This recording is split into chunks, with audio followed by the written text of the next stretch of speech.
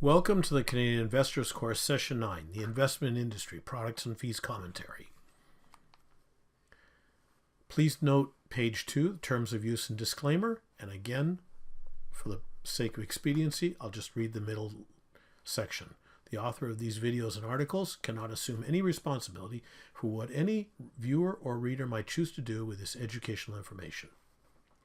From time to time, the authors may express certain opinions in these videos or articles. An opinion is an interpretation of the facts at hand. The author of this video or article may or may not hold positions in the financial instruments discussed. Well, it's almost as confusing for advisors as it is for the public. There's so much confusion. There are financial planners. And in fact, there are 3 types of financial planners. There are fee-for-plan planners. There are product sellers who can provide a basic plan. These are typically MFDA people and which may be independents or with the bank. And then there are IROC advisors and portfolio managers who have the ability to offer fairly extensive plans themselves and often can fall back on full-time planners within their organizations who can do very extensive plans for people. If you want to remind yourself a little bit more about financial planning, revisit sessions 6 and 7. So who are the product sellers? Well, there are proprietary product sellers and non-proprietary product sellers. The proprietary product sellers are people like or institutions like the banks, trust companies, credit unions, and individual insurance companies, and some larger planning firms like Investors Group. Then the non-proprietary product sellers typically have no internal mandate, or if they do, it's not a mandate which they're obliged to pursue. And ironically, most large non-proprietary sellers, in other words, the IROC dealers, are owned by the big banks who are proprietary product sellers. And then they compete with each other for your money. The proprietary product sellers sell their company's internal products. For example, this would be like the Bank of Montreal selling its own GICs. You would not expect TD or Scotiabank to sell Bank of Montreal GICs, or vice versa. The same goes generally for all other financial products that these proprietary sellers offer. For example, the banks have their own suites of mutual funds. So be careful with their third-party product selling terms and technology. Really, you're going to tend to find that they're going to offer you products that have their names on them. Non-proprietary product sellers have a broader mandate. Typically, IROC licensed advisors are non-proprietary product sellers.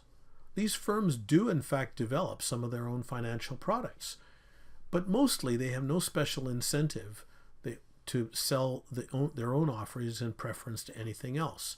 There's no internal product mandate with the exception perhaps of their wrap accounts.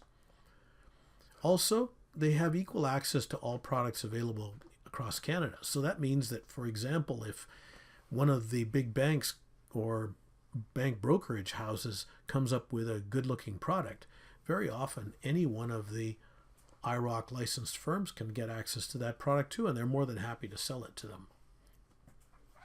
Using GICs as an example that was given previously, a non-proprietary seller would have access to many financial institutions' GICs, which allows them to allow you to shop around.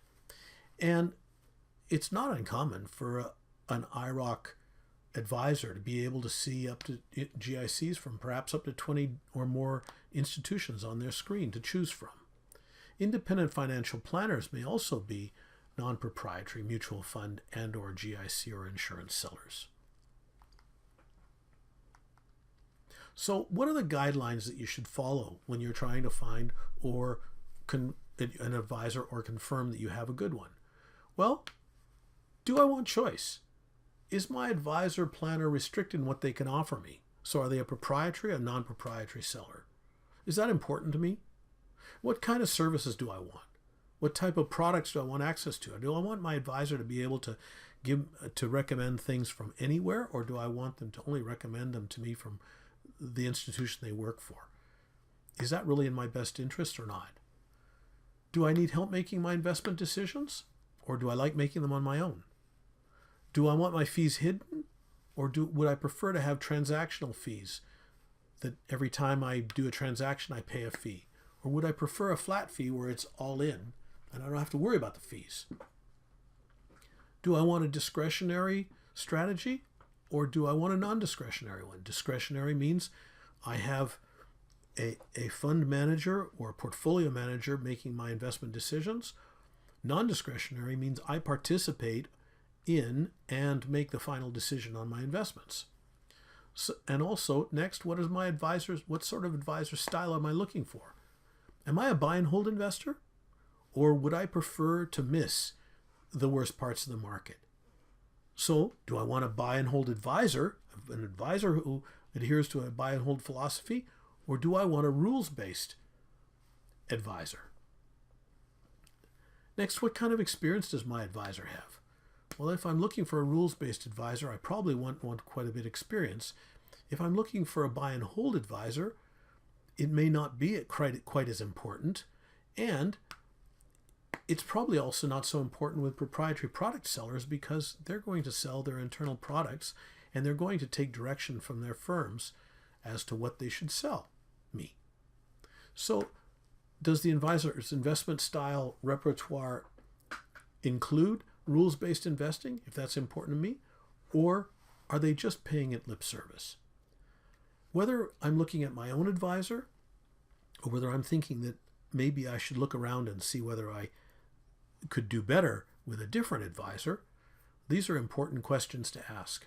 As well, if you decide that you'd like to go to the postal code locator elsewhere on the website and talk to a local wealth professional and perhaps get another opinion on your portfolio, or query how they do things because some of what you've heard in this course intrigues you, these are important questions to ask those people as well. So the bottom line is we want you to make good use of this site and this course. The banks are mostly proprietary sellers. However, most of them own an IIROC non-proprietary investment dealer. In many cases, despite this fact, there's stiff internal competition, bank-to-bank owned dealer, for your money, like we said before. To get around this bias, you can ask to be referred to their non-proprietary arm, their full-service IIROC regulated advisor. And remember, not all advisors practice true rules-based investing. In session 15, we'll talk about that in a lot more detail. So do what's best for you. Ask questions. If you want to look for a local wealth professional to ask more questions about this course of, go to the postal code locator, look one up, and you'll be given the option to make the first call.